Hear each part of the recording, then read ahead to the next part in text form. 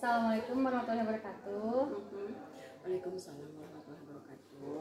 Ibu, terima kasih banyak atas kesempatannya. Mungkin pada saat ini ada tugas lagi Bu dari guru penggerak tentang 7 aset di sekolah. Nah, di sini ada beberapa yang ingin Nurul tanyakan mengenai aset sekolah. Mungkin lebih ke identifikasi ya Bu Putri ya. Identifikasi di kita itu ada aset apa saja gitu. Iya, udah ya pertanyaannya seperti itu ya. Jadi setelah saya baca-baca beberapa literasi ya, ternyata di dalam satu ekosistem seperti kita ini, komunitas, kita tidak boleh berfokus kepada hal-hal atau yang bikin ribet dan sebagainya. Kita tidak boleh berfokus kepada masalah. Jadi hal mengatasi masalah. Tapi kita harus fokus kepada membuat perencanaan. Itu. Jadi lihatnya ke depan. Nah, dalam perencanaan agar kita bisa melakukan hal bersama-sama, mewujudkan visi kita itu, mari kita berfokus kepada kelebihan kita, yaitu ini sebetulnya cara lain dari bersyukur. Jadi melihat, mencintai apa yang kita punya. Jadi jangan fokus tidak punya ini, di sini ada begini dan sebagainya ya. Itu komplainer, mengeluh terus gitu. Jadi mari kita fokuskan kepada segala sesuatu yang ada di hadapan kita, yang sudah kita punya gitu. Yang sudah kita punya yang luar biasa ini, yang selalu saya agung-agungkan, yaitu kita punya aset manusia gitu. Yang SMK PHT punya sebagai aset manusianya, guru-guru hebat ya, guru-guru hebat, siswa, karyawan dan staf tata usaha ya, terus ada yayasan, ada orang tua siswa, itu semua mendukung proses pembelajaran yang kita laksanakan. Itu apalagi dengan guru-gurunya, saya itu punya persepsi, atau saya yakin sekali bahwa guru-guru kita adalah guru-guru pembelajar ya, selalu siap menghadapi perubahan dan selalu ingin belajar, selalu haus belajar. Dan yang lain lagi adalah mereka adalah guru-guru loyal. Ya, terbukti Nurul sudah berapa tahun di sini, teman-teman apalagi ada yang mulai berdiri sampai sekarang itu tetap loyal menghadapi turun naiknya situasi gitu. Dan itu aset. Itu ya, itu aset yang luar biasa. Itu aset manusia ya. Kemudian ada juga aset sosial. Dan itu salah satu kelebihan atau keunggulan kita ya. Kita punya networking yang bagus. Kita punya relasi yang baik, terutama dengan industri. Terbukti dengan tertampungnya anak-anak PKL, dengan mudah sekali kita, maka mereka minta anak-anak PKL ke kita. Dan tidak semua sekolah punya itu. Ya, gitu. Itu adalah aset. Jadi networking kita itu adalah aset ya. Selain itu juga kita masuk ke dalam beberapa organisasi profesi, bukan profesi ya, profesi seperti PHRI ya. Itu adalah organisasi profesi ya, di dalamnya ada GM Hotel. Mereka juga menampung kepala-kepala sekolah yang bergerak dalam pariwisata. Ya, PHRI itu adalah Persatuan Hotel Restoran Indonesia. Jadi walaupun kita di pendidikan, mereka mau gitu ya, bergabung dalam satu grup dengan kita. Mereka adalah GM Hotel. Terus terang itu menguntungkan kita kan. Kalau kita butuh apa saja tinggal telepon gitu. Bantuan apa saja atau guru tamu tinggal telepon dan kita sudah bersahabat. Selain masuk ke dalam PHRI, kita juga masuk ke dalam asosiasi SMK pariwisata se-Indonesia. Jadi karena grade kita terakreditasi A, ya, kita masuk ke dalam organisasi itu se-Indonesia. Dan kebetulan ketua yayasan kita adalah ketua asosiasinya. Itu aset luar biasa ya, Ru ya. Iya, betul sekali, Bu. Terus Kita juga kalau MKKS, kalau yang seperti itu ya, itu sudah biasa. Itu adalah komunitas para kepala sekolah dalam rangka mengembangkan diri, mengerjakan tugasnya sama-sama, terus dalam rangka saling membantu ya. Itu aset sosial. Kemudian aset politik ya. Kebetulan karena negara kita demokratis, kita dibebaskan untuk berpendapat, mengerjakan suatu hal, bebas sekali sesuai dengan norma ya. Kurikulum kita juga sekarang sudah ada kurikulum merdeka. Itu terus terang buat saya yang selalu memikirkan kebijakan, membuat kebijakan keputusan itu, IKM ini membuat saya leluasa ya untuk membuat kebijakan yang tujuannya mencetak lulusan sesuai dengan di visi kita, yaitu terserap 100% di dunia pendidikan, di dunia kerja, di dunia usaha, dan di dunia melanjutkan pendidikan ya. Dan IKM ini sesuai sekali dengan apa yang selama ini kita jalankan ya, vibes kita sesuai dengan IKM ini. Aset yang selanjutnya mungkin untuk yang politik, itu politik kita kerjasama dengan luarnya. Oh iya, puskesmas gitu ya. Oh iya.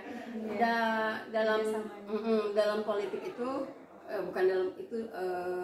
aset politik itu salah satunya kita bekerja sama dengan instansi pemerintah. Mereka akan memberikan akses buat kita untuk bekerja sama. Kita bekerja sama dengan kepolisian kan, dengan Polres, dengan puskesmas, dengan BNN ya.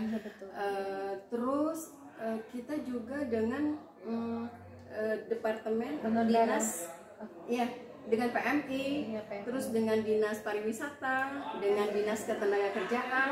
Itu adalah link dari pemerintahan yang biasanya berhubungan langsung dengan kita, dan mereka kita bisa mengakses mereka sesuai kebutuhan kita gitu ya. Selanjutnya kita punya aset agama dan budaya, karena mayoritas di sini kita beragama Islam dengan budaya Sunda yang luar biasa. Gitu, jadi itu memberikan kemudahan buat saya khususnya untuk mengambil kebijakan. Biasanya kita karena kita punya agama yang sama dan culture yang sama, saya mudah sekali membuat kebijakan perencanaan kegiatan bersama. Jadi apa-apa bersama, nggak ada satu nggak boleh ikut kegiatan ini ya karena kamu mungkin non Islam gitu, nggak ada. Kebetulan alhamdulillah kita semua punya aset agama dan budaya yang sama gitu. Jadi apa-apa kita bersama-sama, jadi karena sudah dalam satu suasana, dalam satu kebiasaan gitu. Kalau yang ini agama yang non muslim misalnya Bu, ada murid? Oh iya, kita juga pernah ada 1-2 yang beragama non muslim gitu. Walaupun dalam kegiatan sehari-hari yang tidak berhubungan dengan keagamaan, dia selalu terlibat gitu ya. Ada juga kan yang di luar orang Sunda misalnya ya, datang ke sini, tapi biasanya mereka tetap bisa menyesuaikan dengan budaya kita, kecuali agamanya. Kita memberikan keleluasaan untuk dia melakukan ibadah-ibadah sesuai dengan agamanya. Kita tidak memaksa. Cuma karena mayoritasnya Islam dan mayoritas orang Sunda, jadi kita kalau mau ada kegiatan selalu bersama-sama gitu. Kayak contoh itu ya Bu ya, dulu tuh sempat ada alumni yang namanya Made budaya atau Hindu gitu, yang dari Bali. Betul, ya, betul. Tapi kita tetap fasilitasi dan anaknya tetap nyaman kan di sini. Gitu. Selain dia dari Bali, budaya pariwisatanya punya gitu, terus bersekolah di sini, jadi sama aja sih budaya nasionalismenya tetap kita sama gitu. Tidak beda-beda banget. Terus ini ada lagi aset modal apa ya? Modal fisik Bu. Fisik ya, kalau fisik seperti yang sudah kelihatan kita punya kelas yang sesuai lah, yang standar, kantor-kantor juga sudah standar. Adapun banyak sekali kekurangan, itu tantangan kita, tantangan saya juga ya, karena itu berhubungan dengan kebijakan pemerintah dan ketersediaan anggaran pemerintah. Karena kalau dari yayasan atau dari orang tua, kita hanya bisa membuat aset-aset fisik yang kecil-kecil saja atau sifatnya memperbaiki saja gitu. Jadi mudah-mudahan ada bantuan lagi dari pemerintah, atau kalau pemerintahnya sudah stabil lagi anggarannya karena kemarin terganggu dengan berbagai masalah. Jadi sampai saat ini ada beberapa gedung yang terdampak belum diperbaiki, insya Allah segera. Dan ini kalau aset fisik yang ada di kita ini kan semuanya sudah standar, kelas sudah standar ya. Alhamdulillah sekarang kita tidak kekurangan kelas. Kalau sekarang kita hanya ada beberapa kekurangan, yaitu ruang praktek yang belum standar hotel, ada juga ruangan-ruangan sanitasi seperti toilet, ruang sholat seperti itu kita belum punya yang standar. Nanti kita usahakan, jadi anggap dulu sekarang mas standar semuanya ya. Aset lingkungan, karena kita berada di lingkungan yang sangat tenang, aman ya, sesuai sekali dengan kalau area kebutuhan area pendidikan. Memang kita harus tenang, tidak bising dengan suara kendaraan, terus masyarakat juga aman, masyarakat juga mendukung gitu. Kalau ada siswa yang kesiangan atau apalah di jam pelajaran, suka ada laporan dari masyarakat ke kita. Itu artinya masyarakat sekitar kita mendukung terselenggaranya institusi pendidikan di wilayahnya. Ya, kita berada di lingkungan yang seperti itu, yang sangat kondusif, hening, nyaman gitu ya, adem, terus hijau gitu ya. Itu secara fisik ya. Dan kita punya air yang cukup gitu, punya sinar matahari yang cukup, tidak berada di tebing dan sebagainya. Itu aman buat anak-anak, buat kita semua juga bekerjanya nyaman gitu. Terus sekarang sarana ini ya, finansial ya. Finansial itu karena kita punya siswa yang punya orang tuanya luar biasa membantu, ada beberapa dana yang kita tarik dari orang tua siswa, ada juga kita mendapatkan dana BOS dari Kemendikbud, dari pusat, ada juga dana BPNU. Itu adalah cukup dan lebih dari cukup. Mudah-mudahan kita bisa mengelolanya dengan baik. Dan dana finansial ini memang sudah disediakan pemerintah, yayasan, dan orang tua siswa sudah sangat cukup gitu. Jadi intinya dengan beberapa aset yang sudah kita punya ini, kita tidak sadar kadang-kadang ya, ini lingkungan setenang ini aset loh, ya kan? Ini masyarakat yang kondusif juga aset. Hal-hal yang seperti itu saya baru sadar juga sih sebetulnya oleh Nurul ya, oleh guru penggerak saya gitu. Ya, bahwa betul juga hal-hal yang kecil yang berada di lingkungan kita adalah aset. Jadi aset itu bukan cuma materi gitu. Jadi networking kita adalah aset, dan kita punya banyak sekali aset-aset itu. 7 aset yang diisyaratkan di dalam beberapa referensi kita punya semua. Dan kepada teman-teman, kalau ini ditayangkan nanti, mari kita bersyukur punya aset yang luar biasa seperti itu, dan mari kita berfokus pada hal-hal yang positif. Kita berfokus pada ide-ide kita, rencana-rencana kita ke depan ya, dengan aset-aset, 7 aset yang luar biasa. Alhamdulillah. Terima kasih Ibu. Mungkin di sini Nurul juga nggak tahu semua tentang aset di sekolah. Ternyata dari arahan ini, oh iya kita punya aset ini yang nggak kita sadari, ternyata ini bisa kita gunakan gitu ya, untuk terutama dalam kegiatan pembelajaran gitu ya, untuk pengelolaan semua program baik intrakurikuler, kurikuler gitu ya, atau ekstrakurikuler mungkin ya. Iya betul. Jadi semuanya, terutama saya agak lupa sedikit ini mengenai orang tua siswa ya. Itu juga memang aset manusia kita yang kadang-kadang kita melayani mereka dan mereka mau bekerja sama, itu sudah luar biasa. Luar biasa, hebat sekali ya Ibu. Mudah-mudahan nanti ada perubahan setelah kita mengetahui aset terhadap program-program yang lebih baik lagi. Iya, siap. Terima kasih Ibu Ya, atas waktunya. Assalamualaikum iya. warahmatullahi wabarakatuh. Waalaikumsalam. Izin nanti di Boleh, ini di sortir. Assalamualaikum warahmatullahi wabarakatuh. Dengan hormat Kepala Sekolah serta Peserta PNS yang jujur, Ibu Lanjutan Distrik SD dan Bapak Ibu guru sekalian. Pada kesempatan kali ini saya saya berbagi mengenai pemetaan aset untuk pengembangan program sekolah. Nah, ini pengelolaan sumber daya mungkin di sekolah ya Bapak dan Ibu. Nah, sebelum ke 7 aset itu, saya akan memberitahukan mengenai pertama itu di sini saya belajar mengenai sekolah sebagai ekosistem. Nah, sebagai sekolah sebagai ekosistem, kalau ekosistem mungkin Bu Yun terlihat ada aspek biotik dan abiotik. Nah, di sini aspek biotiknya itu kita semua ya manusia, berarti kepala sekolah gitu ya. Terus kita sebagai guru, tenaga pendidik, orang tua gitu ya. Terus masyarakat sekitar, sekolah dinas yang terkait dan gitu. Nah, kemudian aspek faktor abiotiknya itu ada keuangan, sarana dan prasarana, juga lingkungan alam. Nah, di sini mungkin kita sering ya kalau misalnya mau ada program atau apapun suka negatif thinking terlebih dahulu atau kekhawatiran yang didahulukan gitu ya, takut problemnya gini gitu ya. Nah, di sini ada 2 pendekatan. Yang pertama itu deficit based approach atau pendekatan berbasis kekurangan. Jadi di sini itu ada gitu ya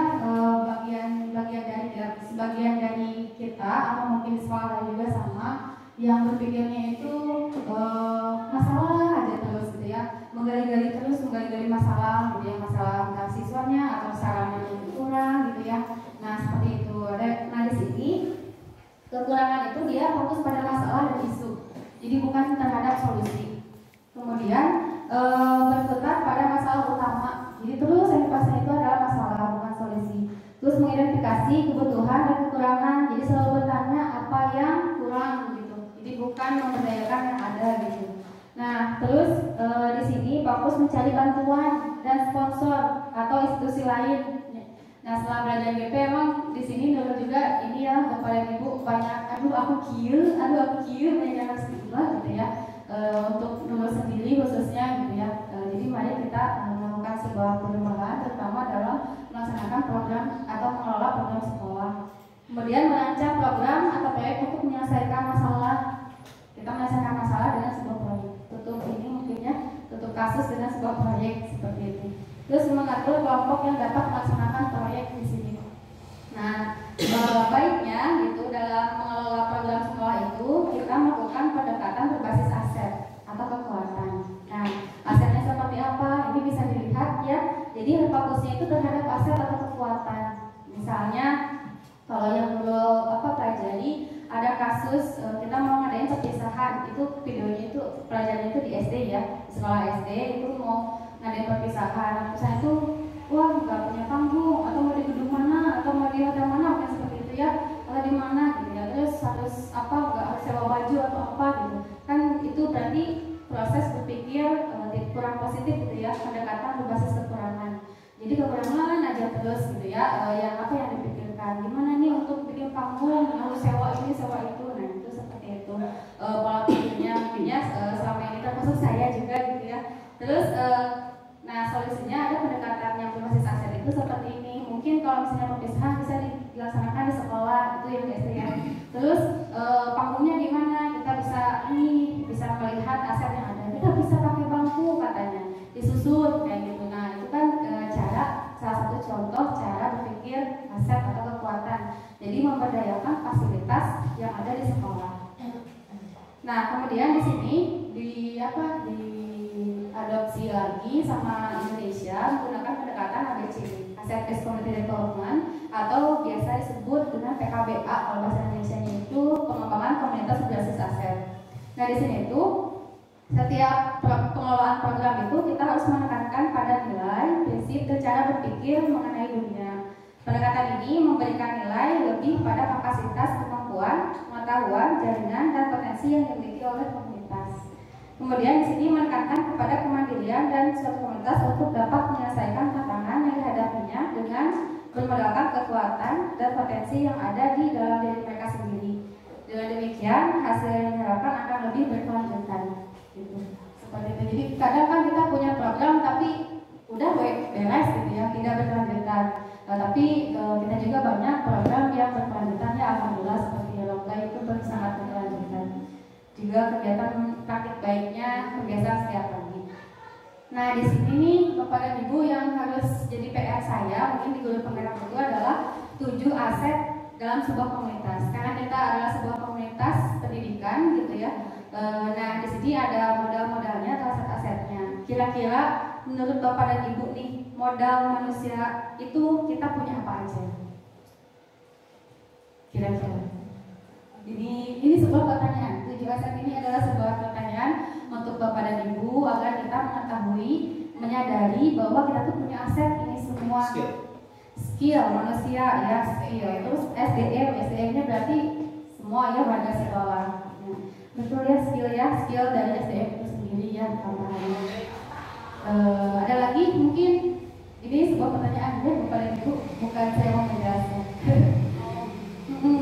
Nah ini ya modal manusianya tadi betul ya SDM yang dimana yang ada di sekolah. Tadi saya sudah konfirmasi dengan Ibu juga SDM-nya apa saja, mungkin kita sebagai guru dan tenaga kependidikan kayak ya, kemudian murid, kemudian yayasan, kemudian orang tua gitu ya, terus dinas yang terkait atau pemerintah, masyarakat sekitar juga termasuk ke dalam modal kita gitu ya, karena itu kita butuh dukungan di sekitar juga, bukan hanya di dalam sekolah. Nah kemudian modal sosial, kira-kira kita punya modal sosial apa nih kepada komunikasi betul, terus apa lagi? Lingkungan yang mendukung kerjasama dengan pihak luar. Ya betul sekali. Iya. CSA apa? CSA itu apa? Social responsibility Bu, yang kita dengan masyarakat berinteraksi, artinya sekolah ini bermanfaat buat lingkungan sekitarnya. Oh iya. Gitu kan. Jadi CSA.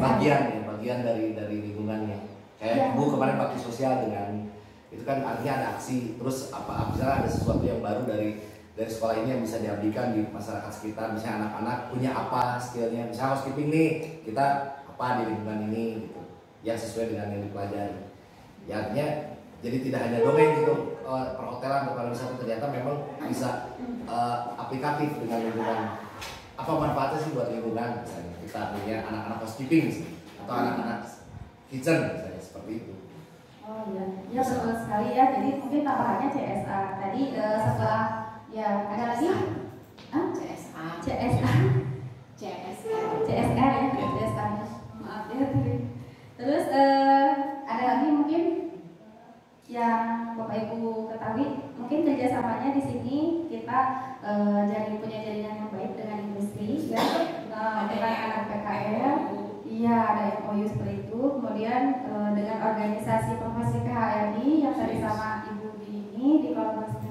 Kemudian ada asosiasi SMK se-Indonesia ya, yang kita ketahui karena memang kebetulan ketua yayasan kita merupakan ketua asosiasi SMK Indonesia.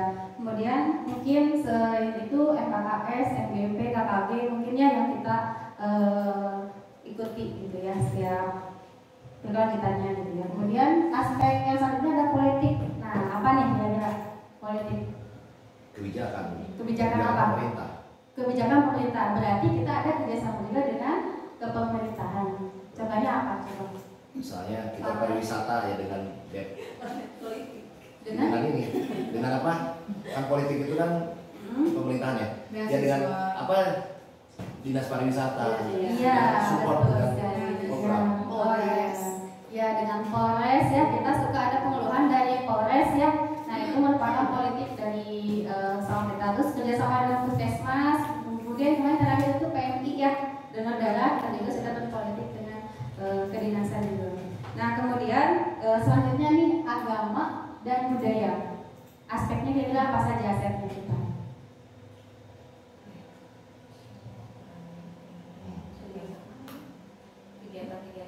Kegiatan-kegiatan agama dari misalkan hari-hari besar keagamaan, programnya zakat ya, kita kebiasaan yang harus baik keagamaan berarti ya. Program terkait keagamaan. Terus kalau misalnya di sekolah kita rata-rata agamanya gimana? Mayoritas muslim ya, ada yang non muslim juga nggak? Sempat ada dulu. Di sini ada modal fisik ya Bapak Ibu, kira-kira apa nih modal fisik? Sarana dan prasarana. Kita punya sarana prasarana apa saja? Dapur ya, berarti laboratorium ya, ruang praktek, WC ya betul ya, ruang sholat ya, perpustakaan ya, terus apa lagi? Musola, ini ya. Terus apa lagi? Ruang kelas. Nah, ini yang paling inti, kelas. Terus lapang ya, terus apa lagi? Aula ya, terus apa lagi? Kita punya ruang guru atau kantor ya, udah. Terus ada lagi? Ya sama ya, aset-asetnya pemikirannya sama dengan tadi dulu rumuskan dengan itu. Kemudian modal lainnya lingkungan alamnya kayak gimana nih lingkungan alam kita? Seger ya, sejuk. Hari tangga. Sejuk ada. Ya, alhamdulillah ya kita penghijauannya ada. Nah, ya betulnya itu lingkungan alam kita ya. Terus airnya juga kita memiliki air yang bersih ya. Yang terakhir nih modal finansial sekolah kita apa? Bapak Ibu yang ketahui? Iuran mahasiswa. Terus apa lagi? PIP ya, PIP bos PPM dari pemerintah. Ya, PIP bos dan. Nah, ketujuh aset ini Bapak Ibu harus kita ketahui dan kita sadari agar kita bisa mengelola program sekolah kita dengan lebih baik lagi. Untuk program perubahan yang saya harapkan Ibu mungkin punten di sini kita punya program, sebetulnya tadi udah disinggung sama Bu Yun, sempat disinggung sama Bu Yun. Kita punya program kebetulan salah satunya adalah role playing ya Bapak dan Ibu. Cuman yang saya perhatikan, yang ingat gitu, yang saya ingat gak perhatikannya, yang saya ingat sebelumnya itu kegiatan lokal hanya berfokus pada produktif saja. Ya, guru mapelnya yang lain itu harus hadir, tapi hanya hadir saja, gitu ya. Tidak ada kontribusi di kegiatan role play. Jadi anak-anak itu fokus simulasi kerja di industri aja. Nah di sini saya memiliki ide, tapi kalau misalnya mau diadaptasi enggak, kalau tidak, ayo tuh adaptasi maksudnya kepada Ibu. Jadi nanti saya harapkan, saya ingin gitu ya, di role play itu kita kolaborasi dengan guru mata pelajaran yang lain. Ya, misalnya jadi di sini tetap kelas 12 sebagai supervisor, kelas 10 sebagai karyawan misal, terus Bapak dan Ibu itu sebagai penilai mungkin. Ya, Bapak dan Ibu sebagai penilai. Misal ketika anak bertugas perannya itu sebagai front office, misalnya ada tamu yang mau check-in. Nah, ketika mau check-in, anak-anak bisa menggunakan bahasa Indonesia. Itu berarti yang menilai guru bahasa Indonesia, misalnya seperti itu. Jadi ada peran atau andil dari guru mata pelajaran. Kemudian kalau misalnya bahasa Prancis, coba anak check-in itu handle-nya dengan bahasa Prancis. Berarti kan di situ guru bahasa Prancis, bahasa Jepang, bahasa Inggris gitu ya.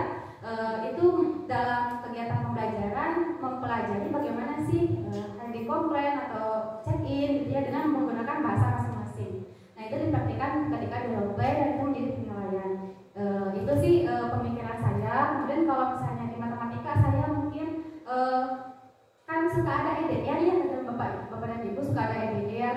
Nah anak-anak itu menentukan menu, mungkin di sini berdiferensiasinya. Biasanya menentukan menu, saya lihat itu kalau nggak salah Bu Dewi yang menentukan ya dengan harganya dan anak-anak yang survei. Nah nanti kalau untuk berdiferensiasi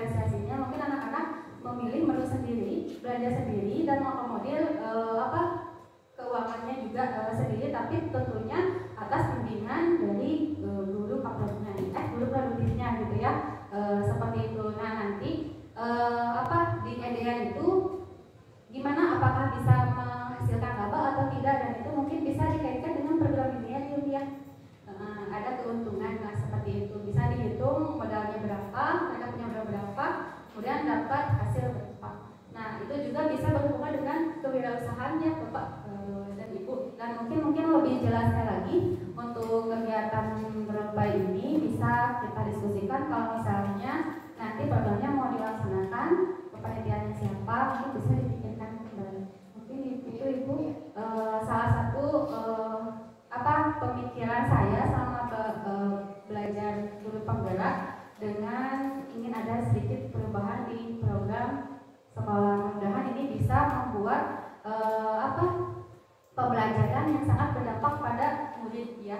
Karena itu di modul terakhir itu, ini modul bukan terakhirnya 3.2, modul yang terakhirnya itu adalah pembelajaran yang berdampak pada murid. Mungkin Bapak dan Ibu punya kenangan waktu masa sekolahnya gitu ya, kenangan positif, kenangan negatif gitu ya, ketika pembelajaran. Aduh ingat guru saya tak bergolak belajarnya gini atau guru ini mah enaknya suka belajarnya menarik, itu kan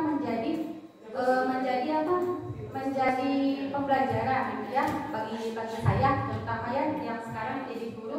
Saya itu mencontoh guru SD gitu ya, guru HMI, karena ngajarnya itu enak misalnya, kan itu sangat berdampak terhadap masa depan murid. Walaupun misalnya kita nggak tahu murid kita itu nanti akan jadi apa gitu ya, tapi setidaknya kita memberikan kenangan yang berdampak positif kepada murid di program-program sekolah kita dalam mengelola program sekolahnya.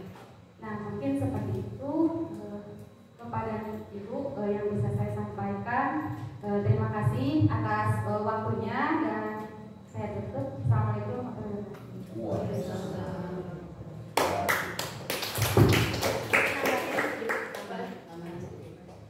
Jadi mengenai ini ya, ini menarik sekali. Tadi saya sempat diwawancara juga sama Nurul di video ini mengenai ini. Jadi ada refleksi buat kita bahwa sebagai sebuah ekosistem kita itu kadang-kadang kita itu selalu berpikir kekurangan. Bukan ke ayah proyektornya, bukan ke ayah Irna, jadi aku nggak bisa ngapa-ngapain gitu. Jadi itu sebetulnya sudah lama tidak terdengar sih, tapi mungkin ada di dalam hati, oh ini kok belajar seperti ini, kok ruang kelas seperti ini, seperti itu ya. Kadang-kadang saya juga suka seperti itu. Kalau ada tamu, orang kan duit nanya, modal nanya. Jadi gitu dulu, dipikirkan itu kurangnya dulu. Padahal sebetulnya kurangan itu hanya berapa persen. Yang banyak itu adalah yang kita punyai adalah kelebihan kita. Dan itu adalah pemicu semangat kita. Sebetulnya kita punya modal banyak yang harus kita syukuri. Kan katanya kita harus mensyukuri apa yang sudah kita punya daripada melihat yang orang lain punya. Jadi kita ada di hadapan kita, itu yang merupakan modal. Satu, saya menjawab seperti ini. Itu modal manusia, modal ya. Modal itu berarti sesuatu yang sudah ada, yang akan mendukung rencana kegiatan kita gitu ya. Modal kita modal manusia. Jadi modal manusia itu terus terang aset atau modal saya yang paling unggul, yang paling utama adalah ibu-ibu, bapak-bapak, adalah teman-teman semua asetnya. Gitu. Tadi dibahas tentang SDM. SDM itu adalah teman-teman semua. Teman-teman saya itu punya guru dan staf yang begitu loyal.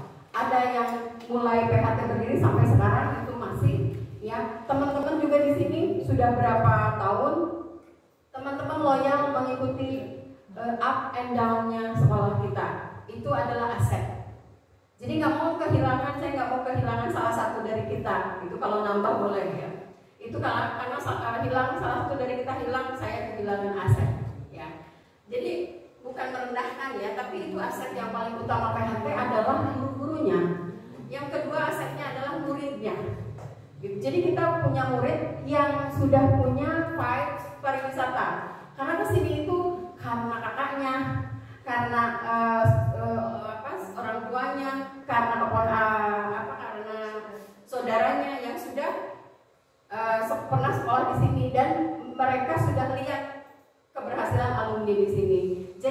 siswa yang masuk ke sini sudah punya motivasi untuk bergerak di bidang pariwisata. Jadi kebanyakan dari siswa kita itu sudah punya tujuan, aku mau di sini. Kan kebanyakan dari anak-anak biasanya sekolah ya sekolah aja gitu ya. Tapi anak-anak kita, siswa kita sudah punya turisme pariwisata. Itu adalah aset gitu. Selanjutnya adalah aset orang tua siswa. Ya, orang tua siswa yang sangat kooperatif itu adalah aset gitu. Terus kita ada punya aset orang-orang yang bergerak di yayasan misalnya. Kita punya ketua yayasan yang sangat kompeten di bidang pariwisata ini. Itu adalah aset gitu. Ya, yang kedua aset ini dipercepat. Yang kedua asetnya apa? Sosial. Yang sudah kita bahas, aset sosial kita adalah kita begitu punya networking yang luas. Itu aset. Ya, tidak semua sekolah punya itu. Itu aset kita. Kita punya jaringan hotel-hotel industri yang bagus, yang bonafit. Itu adalah aset, gitu. Itu aset sosial. Saya sendiri menjadi anggota PHRI, Persatuan Hotel Restoran. Padahal mereka bukan asosiasi sekolah, tapi kita bisa masuk ke situ. Jadi kalau ada apa-apa itu semua di situ isinya JM semua hotel-hotel yang ada di Kabupaten Cianjur. Itu juga aset. Kita juga masuk ke asosiasi SMK Pariwisata se-Indonesia yang ketua yayasannya adalah Pak Hadi. Itu juga aset dan sebagainya ya. Aset-aset ternyata aset itu bukan sarana dan prasarana saja, ya itu juga sudah aset. Selanjutnya modal politik. Jadi boleh tidak masuk apa Andri? Masuk partai politik. Aset politik itu adalah berhubungan dengan kebijakan. Jadi banyak sekali kebijakan sekarang yang mempermudah dalam pengelolaan sekolah terutama kebijakan tentang kurikulum merdeka ini. Kita begitu leluasa berkolaborasi, mengatur jam mengajar dan sebagainya itu diserahkan kepada sekolah. Ya, itu aset juga. Terus modal agama dan kebudayaan dan budaya. Kebanyakan dari siswa kita semua beragama yang sama. Itu adalah aset. Jadi kalau kita beda-beda memang kita agak kesulitan ya. Karena kita beragama yang sama, berbudaya yang sama, itu kita orang Sunda. Jadi memudahkan kita melakukan kegiatan bersama. Jadi nggak akan ada pertentangan atau apa ya. Itu juga aset. Jadi budaya dan agama yang sama adalah aset. Selanjutnya modal fisik. Nah, fisik udah hafal modalnya ya, lapang dan sebagainya kelihatan oleh mata. Ya, itu modal fisik kita. Selanjutnya modal lingkungan atau alam dan sekitarnya. Lokasi sekolah kita berada di lokasi yang tenang, bebas dari suara kendaraan, polusi. Itu adalah aset. Ya, itu adalah keuntungan modal kita. Ya, terus lingkungan di sini masyarakatnya sangat mendukung keberlangsungan pembelajaran anak-anak di lokasi ini. Buktinya kalau ada anak-anak macam-macam di luar, mereka segera laporan. Itu adalah dukungan masyarakat terhadap kita. Jadi mendukung sekali. Kita punya sinar matahari cukup, wilayah yang hijau, dan punya ada air bersih yang tidak pernah kekurangan. Itu adalah aset. Jadi aset itu sekecil itu. Sekolah tenang adalah aset gitu. Jadi kita memaknai modal atau aset itu begitu. Selanjutnya modal finansial. Finansial mah sudah yang tahu apa nama biaya-biaya. Insya Allah kita atur, kita cukupkan. Sumbernya dari pemerintah cukup, dari orang tua walaupun tersendat cukup, alhamdulillah ya. Hanya menuntut kesabaran kita semua, kadang-kadang tidak tepat waktu dan sebagainya. Tapi gak apa-apa, semua bisa kita lakukan ya. Itu saja. Jadi betapa kita punya aset yang banyak, betapa itu cukup untuk membuat kita bersemangat dan tetap maju, tetap melangkah gitu ya. Begitu saja mungkin kenapa saya ini, karena tadi saya di wawancara duluan oleh Nurul, jadi saya tahu pertanyaan-pertanyaannya mengenai itu. Jadi di sini refleksinya saya itu yang dulunya asetnya PHT punya aset apa, punya meubiler berapa ratus, punya TV, itu dulu kita mindset mengenai aset itu. Ternyata asetnya banyak banget gitu ya. Sekali lagi punya ketua yayasan yang begitu kompeten di bidang perhotelan, ada aset luar biasa ya. Jadi begitu saja, mari kita syukuri apa yang kita punya, itu cintai apa yang kita punya. Gitu, kita cukupkan. Assalamualaikum warahmatullahi wabarakatuh. Ini sudah selesai. Oke, pertemuan ini sekaligus saya tutup. Tidak saya buka tadi ya, karena harus belajar dulu. Tapi ini tutup. Terima kasih atas partisipasinya, atas kesediaan lakukan segala instruksi dari saya atau dari Nurul. Terima kasih banyak. Mungkin nanti kita akan sering-sering melakukan hal seperti ini. Terutama nanti kalau mau role play ya Pak Dani. Karena tadi Nurul minta kolaborasi, jadi setiap guru bikin rencana apa untuk role play, termasuk pelajaran agama juga. Gitu. Jadi semuanya kita arrange. Kalau role play untuk yang sini ini adakan pertemuan untuk ini, dari bahasa Indonesia apa yang mau diteskan, dari bahasa Inggris apa, dari agamanya apa, semua mata pelajaran. Jadi betul sekali role play jangan tertuju pada pelajaran produktif saja, karena semua pelajaran penting. Mangga saya tutup sekali lagi. Wassalamualaikum warahmatullahi wabarakatuh.